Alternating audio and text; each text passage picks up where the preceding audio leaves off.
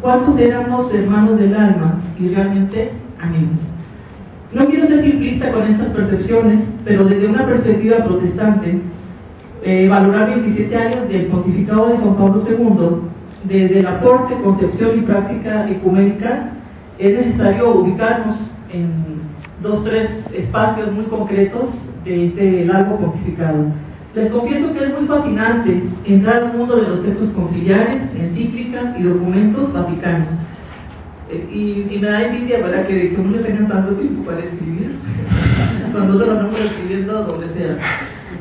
Por supuesto que hay una historia muy antigua de las relaciones y condiciones entre las iglesias de Oriente y Occidente en torno a la vivencia de la fe cristiana. Pero solo quiero ubicarme en 3 dimensiones. Primeramente, y creo que prácticamente la mayor parte de ustedes saben más que yo de esto, pero me pareció interesante volver a zambullirme en algunos documentos porque tiene que ver con el tema. Uno sería qué ecumenismo existe después del Concilio Vaticano II, el ecumenismo posconcilio. Es decir, se mencionan los alcances entre católicos y no católicos, es lo que se consigue del ecumenismo, y se vislumbra unas pequeñas lucecitas entre qué avances de relaciones hay hacia otras religiones no cristianas. El documento Unitatis Redintegratio del Vaticano II, que surge en noviembre del 64, todavía prácticamente un año antes de que terminara el Concilio Vaticano II, se acuña el término más conocido por muchos años, que es el de hermanos separados. Por eso, con tanto gusto, ahorita le decía a varios de ustedes, hermana y hermano, ¿verdad? Ya le quitamos lo separado.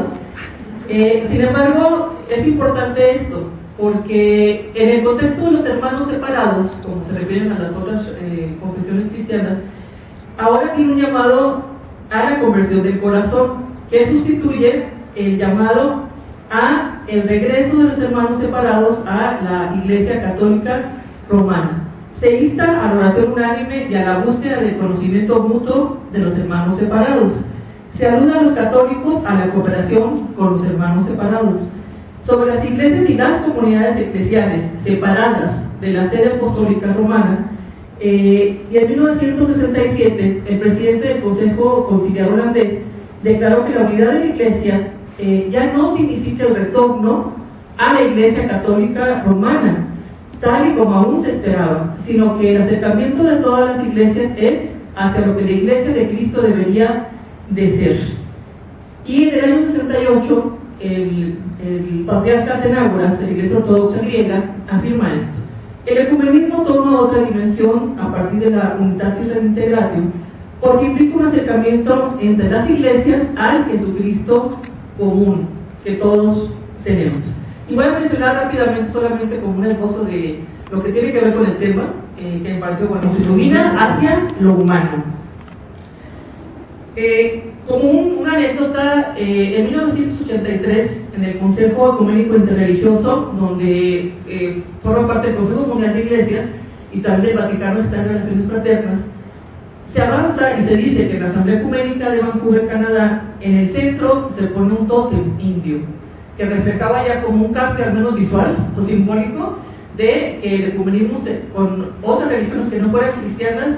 Entonces había se afirma Cristo, sin embargo, ya no es el centro, y creo que esto es importante. Se pasa del proselitismo al testimonio común de Cristo.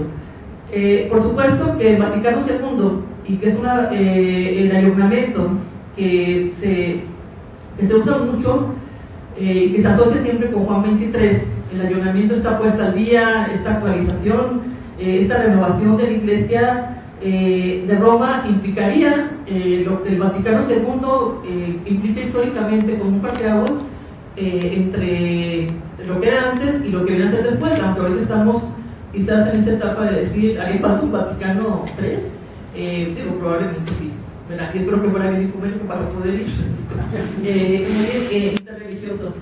Yo quisiera compartir algunas cosas que ya tenía yo en una conferencia que di en el Ibero, precisamente a los 40 años del Vaticano II, sobre el ecumenismo en relación con el ayornamiento, porque tiene que ver con esto. En la línea histórica de la relación con la Iglesia Católica es a partir del Concilio Vaticano II que se introduce una nueva perspectiva en la historia religiosa de nuestro continente. Esto es reconocido desde el protestantismo. Es durante el Vaticano II que la Iglesia Católica reconoce los valores presentes en otras iglesias cristianas y se convoca a una conversión del corazón a la causa ecuménica, y los católicos tienen el llamado a dejar atrás los juicios y acciones que dificulten las relaciones entre los cristianos. Es necesario resaltar que la invitación como observadores de los teólogos protestantes europeos al Vaticano II es evidente, y desde Europa existen un sinnúmero de textos posconciliares al respecto.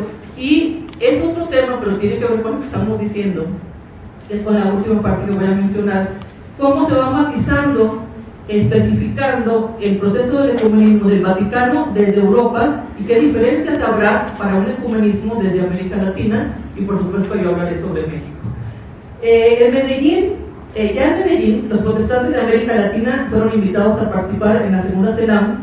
De México fue el pastor metodista Gonzalo Báez Camargo, erudito, biblista y periodista destacado, ecuménico de corazón, que estuvo presente en esta reunión. Y en su libro Para que el mundo crea, reflexiones sobre la unidad cristiana, se ilustra una alta comprensión e interés sobre todo el proceso de la Iglesia Católica, sobre el ecumenismo, con muchísimos artículos del Vaticano II y textos posconciliares.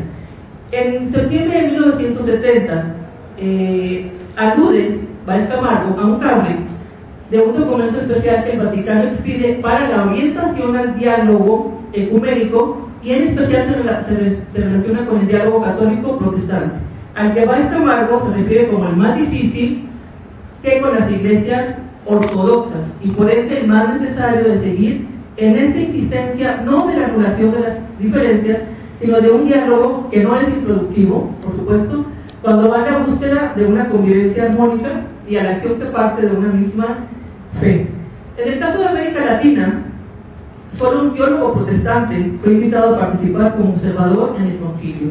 Fue don José Míguez Bonino, destacado teólogo argentino, quien en su texto Concilio Abierto, una interpretación protestante del Concilio Vaticano II, sistematiza su pensamiento y su reflexión. Entre sus observaciones se hacen preguntas sobre la verdadera apertura del concilio y sobre qué realmente significa el ayornamiento.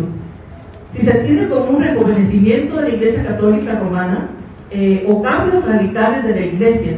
Analiza también las posturas de la fragilidad de la Iglesia en su compromiso con la vida cotidiana, y quizá el tema más polémico desde la perspectiva de Míguez Bonino sobre los hermanos separados, que tiene que ver con una aproximación al ecumenismo, y creo que igual, como decía ahorita Lucita, como el reino de Dios, ¿verdad? O sea, estamos en el ya, pero todavía no.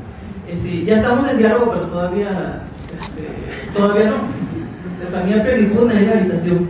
Por supuesto, dice Míguez, como después diría Yves Congar, entre otros, esto de hermanos separados es un conflicto y un problema aún que resolver, no solo para los protestantes, sino también para un sector de la Iglesia Católica. Bueno, ahora yo quisiera compartir los documentos de Juan Pablo, hay muchísimos en 27 años. Sin embargo, solamente voy a tomé dos, que creo, bueno, para mí son las más relevantes, hay muchas más. Un SINT, para que todos sean uno, de 1995. Aquí se intenciona más el diálogo ecuménico, es decir, se usa más la palabra diálogo ecuménico como necesario. Sin embargo, se sigue utilizando hermanos separados. ¿Cuáles son las bases de la acción ecuménica según este documento? Breves, una síntesis. Se menciona la reciprocidad entre las iglesias, el reconocimiento como asociados en la fe y el llamado a la unidad en la verdad. Y todavía que seguir insistiendo más, ¿verdad? ¿De qué verdad estamos hablando? Se distinguen en este documento, en seguimiento al Vaticano II, sobre el estatus de las iglesias y comunidades eclesiales con respecto a la Iglesia de Roma. Es decir, empiezan a aparecer las definiciones, o sea, quiénes son las otras iglesias, con minúscula, pero también cuáles son las comunidades eclesiales y cuál es la iglesia verdadera. Y ahorita voy a hacer referencia a Domingo Jesús, por supuesto. El ecumenismo tiene que ver ahora también con una colaboración en acciones pastorales, sociales y culturales, es decir, el sentido ecuménico se va ampliando en que si vamos a colaborar con otros, desde la fe cristiana, también tenemos que intervenir en procesos de acciones sociales y que tengan que ver con la cultura.